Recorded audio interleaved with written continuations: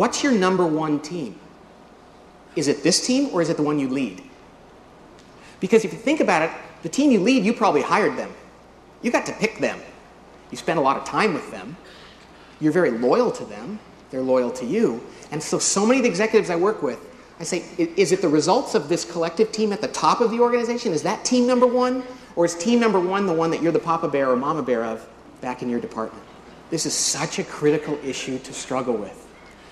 An organization that is infected with teamwork in the right way has to make the team at the top number one and has to cascade from there. Teamwork is not a virtue, ladies and gentlemen.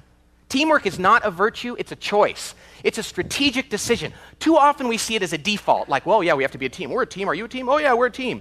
Because we have to say that.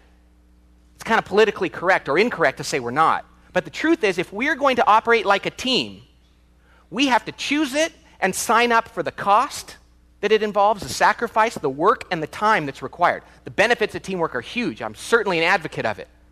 But if a group of people is not willing to invest the time and make the sacrifices necessary to achieve the benefits of teamwork, then they'd be better off saying we're not going to be a team, because to say it and then not do it is really frustrating. So what I'm about to do today, what I want to do with you, is go over the 5 reasons that teams fail, and then talk about how we can overcome those.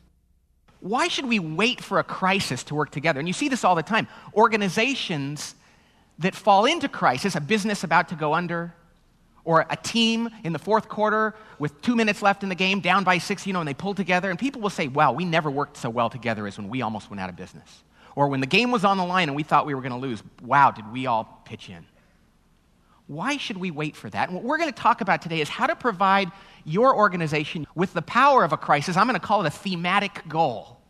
A single overriding goal, a theme that pulls people together regardless of what department they're in or what sub-organization they think they serve. Scottie Pippen is coming back to Chicago, am I right? Right. Years ago when Michael Jordan retired the first of 3 times, what people often don't realize in retrospect was that the Bulls were still probably the best team in the NBA, right? I mean, and I don't want to go through the players. I could, but I'm not going to. But they have this amazing group of players. Pippen was now their leader and their star. And they had Phil Jackson as a coach and everything else. Well, at one point in the playoffs that year, you remember this, they were playing the Knicks, and I think there was 10 seconds left to go in the game, and they were tied. Phil Jackson, the coach, called the team over, Pippen, the leader, and all the players, and said, here's the play, and designed a play. And the ball was going to actually go to Tony Kukoc to take the last shot.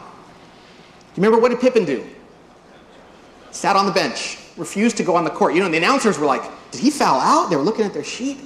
Did he get hurt? I didn't see him get hurt. No, he sat out. He said, if I don't get to take the last shot, then I'm not going out there. And what a beautiful thing for him to do. I wish every executive team I worked with had the audacity for a person on the team to say, hey, it's not about the team, it's about me. I mean, it was so clear. I mean, it's like most times they hide it. But he was like, no, really, I not want to play. I don't care if we win. I mean, it's about me.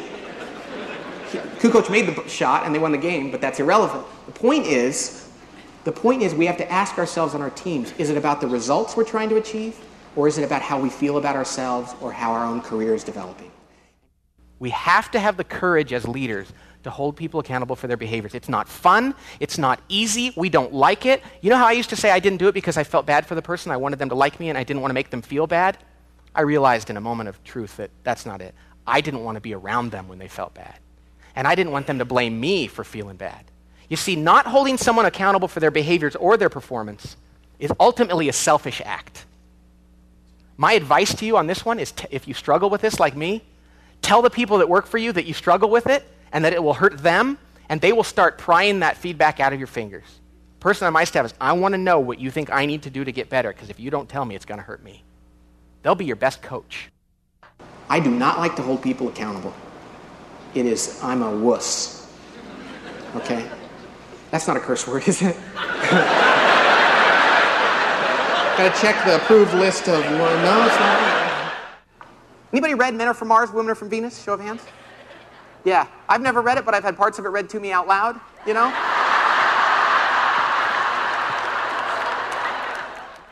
My Myers-Briggs type is ENFP, and I often say this to audiences. Yeah. Woo, ENFP. A lot of them at churches, which is neat. So the prayer of the ENFP is, dear Lord, please help me to focus more on, oh, look, a bird, on the things I need to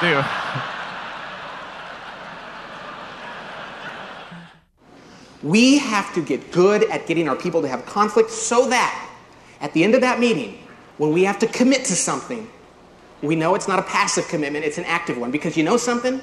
Human beings are immensely reasonable. Of course, we knew that when we were employees, but now that we're in leadership roles, it's like these people are unreasonable. But the truth is, and I see this all the time, if you can get your team to stand on their seat at some point during a meeting and weigh in on an issue, and you can genuinely consider that, at the end of that meeting, when you have to make a decision and break a tie because there's not a natural consensus, and there's almost never a natural consensus, even if they disagreed with you, if you can explain your reason and you can have heard them and considered their input, 19 and a half times out of 20, they're going to go right along with the decision. Because human beings do not have an innate need to have their way. They have an innate need to have their way considered and factored into a decision.